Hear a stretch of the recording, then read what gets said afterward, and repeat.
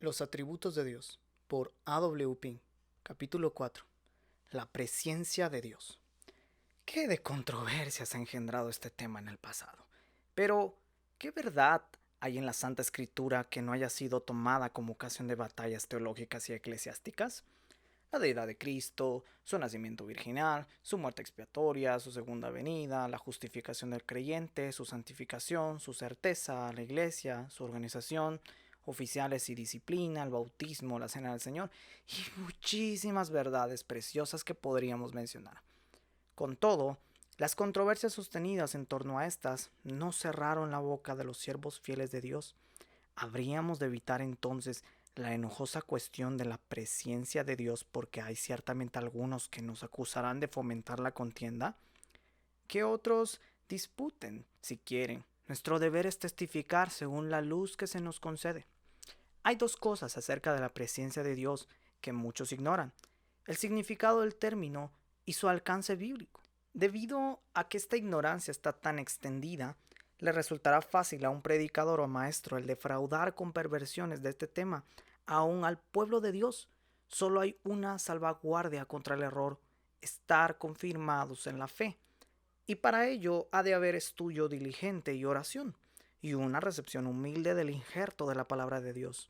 Solo entonces somos fortificados contra los ataques de aquellos que nos asaltan. En estos días hay algunos que están usando indebidamente esta verdad con el fin de desacreditar o negar la soberanía absoluta de Dios en la salvación de los pecadores.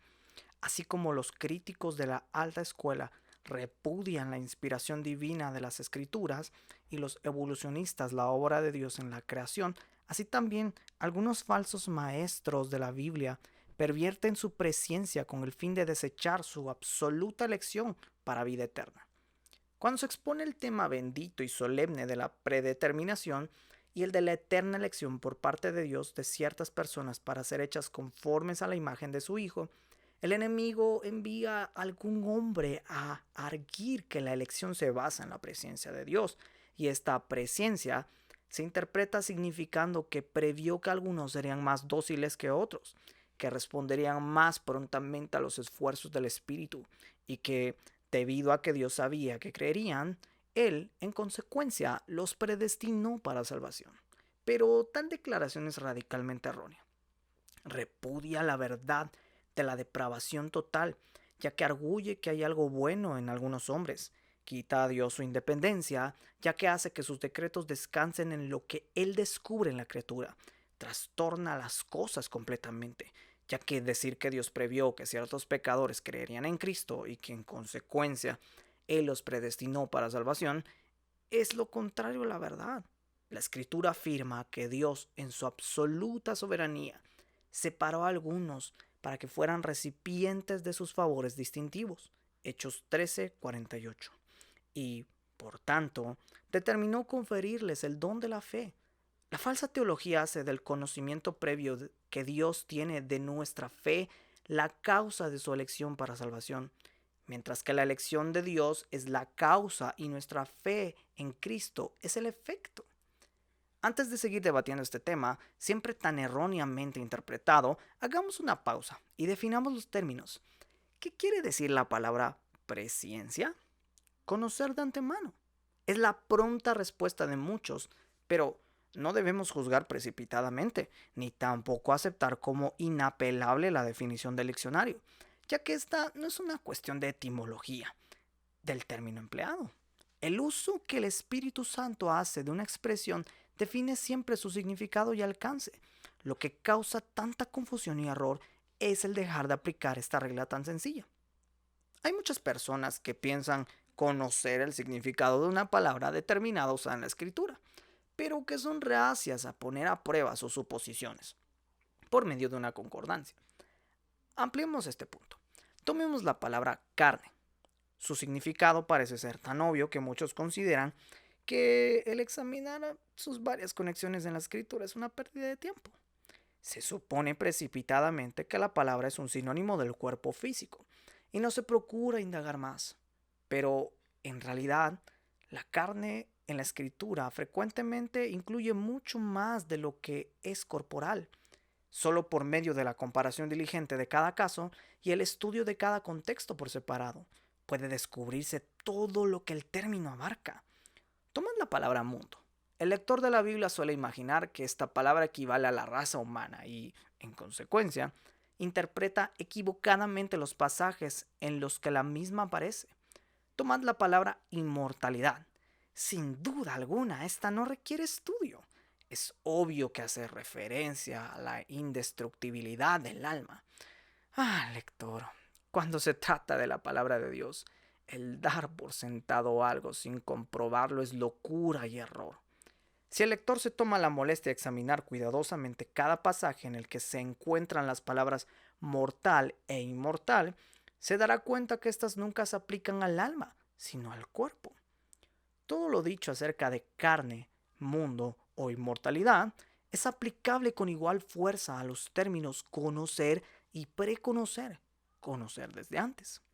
Lejos de basar con la mera suposición de que estas palabras no significan otra cosa que simple cognición, veremos que los diferentes pasajes en los que se encuentran requieren ser considerados cuidadosamente. La palabra preconocimiento, traducida en la versión española por conocer de antes, no se halla en el Antiguo Testamento, pero sí se da frecuentemente el término conocer. Cuando este es usado en relación con Dios, significa a menudo mirar con favor, denotando no una mera cognición, sino un afecto por el objeto mirado. Te he conocido por tu nombre. Éxodo 33:17. Rebeldeis habéis sido a Jehová desde el día que yo os conozco. Deuteronomio 9:24. Antes que te formase en el vientre te conocí. Jeremías 1:5. A vosotros solamente he conocido de todas las familias de la tierra. Amós 3:2. En estos pasajes, conocer significa amar o bien designar. Asimismo, en el Antiguo Testamento se usa frecuentemente la palabra conocer en el mismo sentido que en el Antiguo. Y entonces les protestaré, nunca os conocí. Mateo 7:23. Yo soy el buen pastor y conozco mis ovejas, y las mías me conocen. Juan 10:14. Mas si alguno ama a Dios, el tal es conocido de él. Primera de Corintios 8:3. Conoce el Señor a los que son suyos. Segunda de Timoteo 2:19. El término preconocer o presciencia, tal como se usa en el Nuevo Testamento, es menos ambiguo que en su simple forma conocer. Si todos los pasajes en los que aparece son estudiados cuidadosamente, se descubrirá que es muy discutible que el término haga referencia a una mera percepción de eventos que han de tener lugar. En realidad, este término nunca es usado en la escritura en relación con sucesos o acciones, sino que, por el contrario, siempre se refiere a personas. Dios conoció por anticipado a las personas, no a sus acciones. Para demostrarlo, citaremos los pasajes en los que se encuentra esta expresión.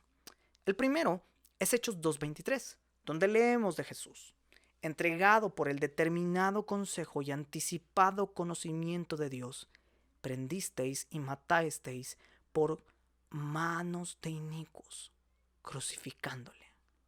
Si nos fijamos con atención en las palabras de este versículo, veremos que el apóstol no estaba hablando del conocimiento anticipado de Dios del acto de la crucifixión, sino de la persona crucificada, entregado por, etc. El segundo es en Romanos 8:29-30, porque a los que antes conoció, también predestinó para que fuesen hechos conforme a la imagen de su Hijo, para que Él sea el primogénito entre muchos hermanos, y a los que predestinó, a estos también llamó, etc. Fijaos bien en el pronombre que se usa aquí. No es lo que, sino los que antes conoció. Lo que se nos muestra no es una sumisión de la voluntad ni la fe del corazón, sino las personas mismas. No ha desechado Dios a su pueblo, al cual antes conoció. Romanos 11:2. Una vez más, la referencia es claramente a personas y a personas solamente. La última cita es 1 de Pedro 1:2. Elegidos según la presencia de Dios Padre. ¿Quiénes son elegidos según la presencia de Dios Padre? El versículo anterior nos lo dice. La referencia es a los extranjeros esparcidos, es decir, la diáspora, los judíos creyentes de la dispersión. Aquí también la referencia es a personas, no a sus hechos previstos. En vista de estos pasajes, y no hay más que estos, ¿qué base bíblica hay para decir que Dios previó los hechos de algunos, a saber, su arrepentimiento y fe, y que a causa de los mismos eligió para salvación? Absolutamente ninguna. La escritura jamás habla del arrepentimiento y la fe como algo previsto o preconocido por Dios. Es verdad que Dios conocía desde toda la eternidad que algunos se arrepentirían y creerían, pero la escritura no se refiere a esto como objeto de la presciencia de Dios. El término se refiere invariablemente a Dios preconociendo a personas. Así pues, retengamos la forma de las sanas palabras. Segunda de Timoteo 1:13. Otra cosa sobre la que deseamos llamar particularmente la atención es que los dos primeros pasajes citados muestran de manera clara y enseñan implícitamente que la presencia de Dios no es cautiva, sino que detrás de ella y precediéndola hay algo más, su propio decreto soberano. Cristo fue entregado por él. Número 1, determinado consejo. Y número 2, anticipado conocimiento de Dios. Hechos 2:23. Su consejo o decreto fue la base de su anticipado conocimiento. Asimismo, en Romanos 8:29, este versículo empieza con la palabra ¿por qué?, lo cual nos habla de lo que precede inmediatamente.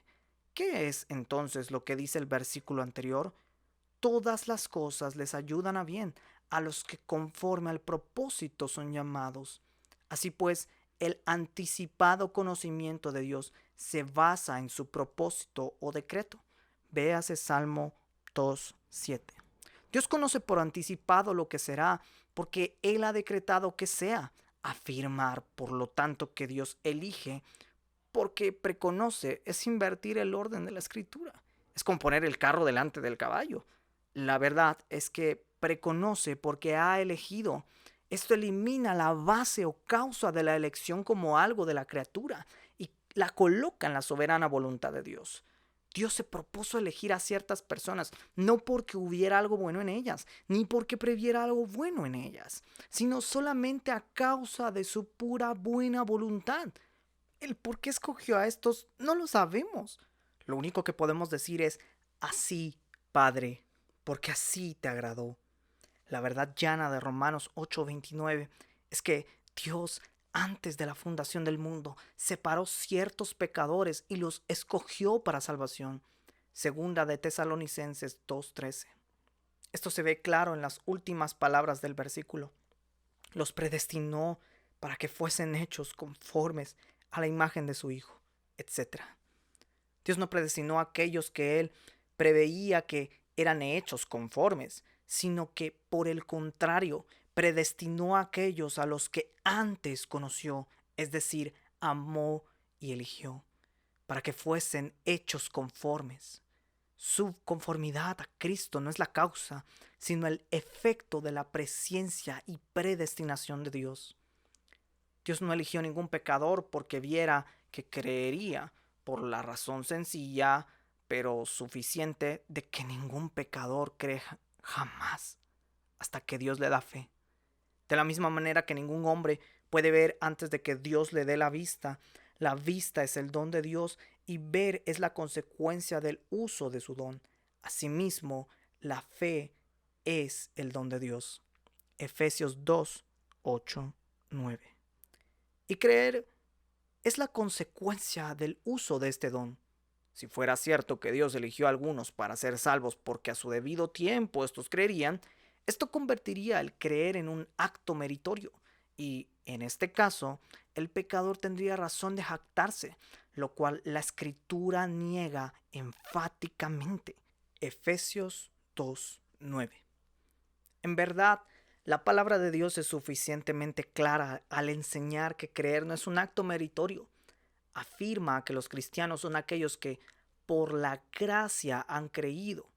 Hechos 18:27.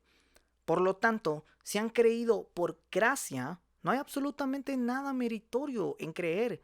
Y si no hay nada meritorio, no puede ser la base o causa que movió a Dios a escogerlos.